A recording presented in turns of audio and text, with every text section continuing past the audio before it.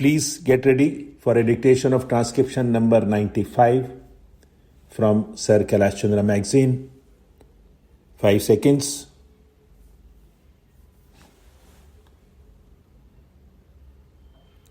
Start.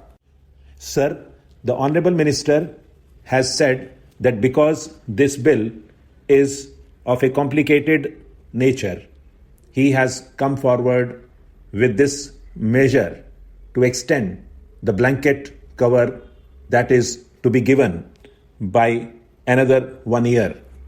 Sir, in my opinion, the bill as such is not complicated, but the government have made it more complicated by getting into certain things which, in my opinion, are certainly extraneous for the purpose of this bill.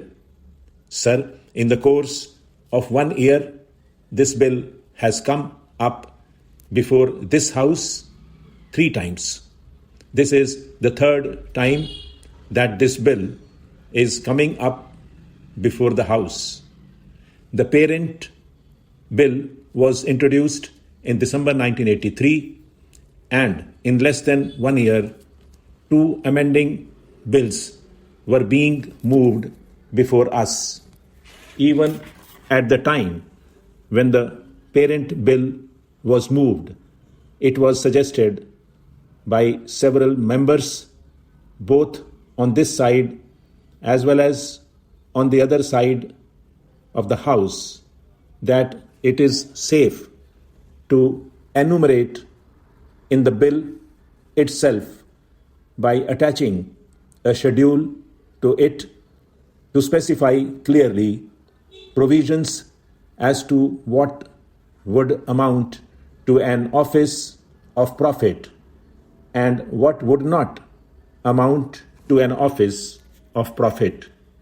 It was then stated by the then honorable mover of the bill that it was not necessary to attach any schedule to the bill, and that the bill by itself, as moved, was comprehensive enough. Then, sir, certain difficulties were felt, and various members of this House as well as of the other House had addressed the Honorable Law Minister, then asking him whether their remaining in a particular committee would amount to an office of profit or not. Probably looking at the numerous letters that had been addressed to the Honorable Law Minister, he was in a dilemma as to what to do.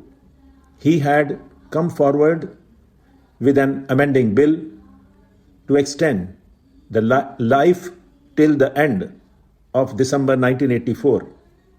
A committee was constituted to advise the Honorable Law Minister as to which offices would amount to offices of profit and which offices would not amount to offices of profit. Sir, I am told by 1 or 2 members who had served in that advisory committee that only during this session, they were summoned to meet.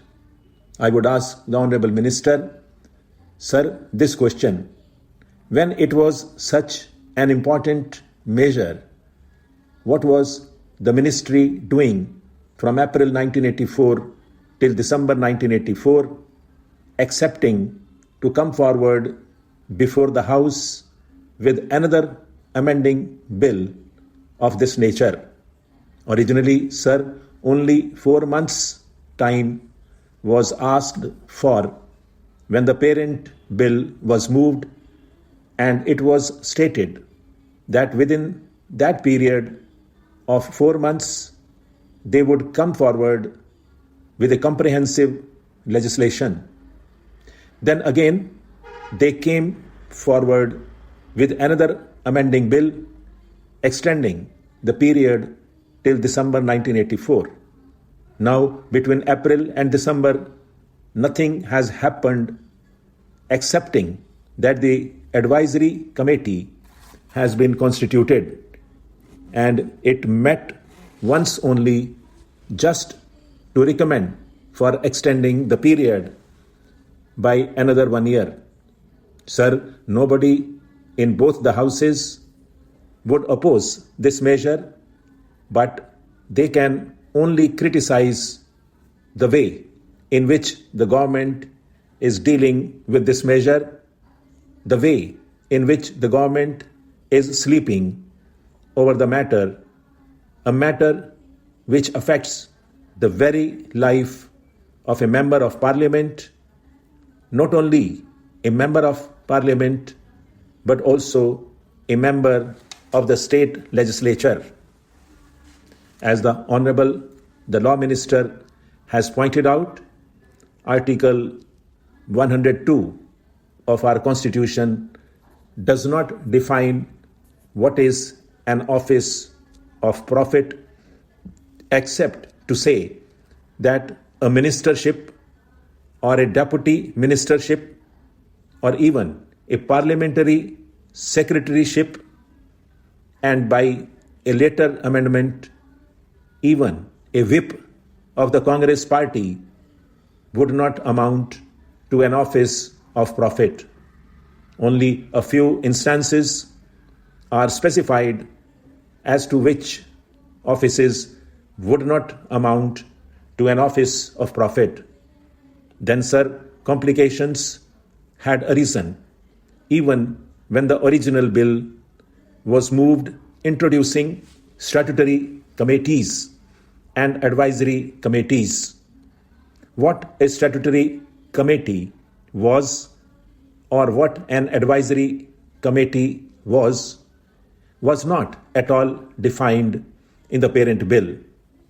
So doubts had arisen in the minds of various members as to what would amount to a statutory committee or what would amount to an advisory committee, or even whether a vice chancellorship of a university to which are attached certain privileges like the appointment of so many persons and all that was defined as not an office of profit, and the Honorable the Law Minister was not able to say what office would amount to an office of profit, what would amount to a statutory committee, or what would amount to an advisory committee. Sir, I have only to point out that an important measure such as this, which affects the very existence of the members of parliament, should have been given a very high priority in the matter of legislation. On the contrary, not much attention was given to this. The committee met only once, and even then, nothing seems to have happened in that committee.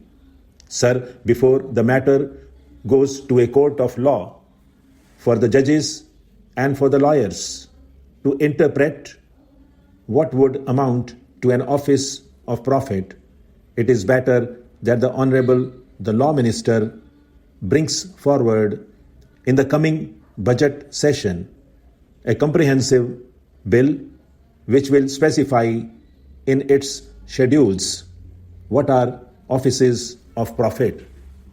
The schedules may be of a positive character or of a negative character.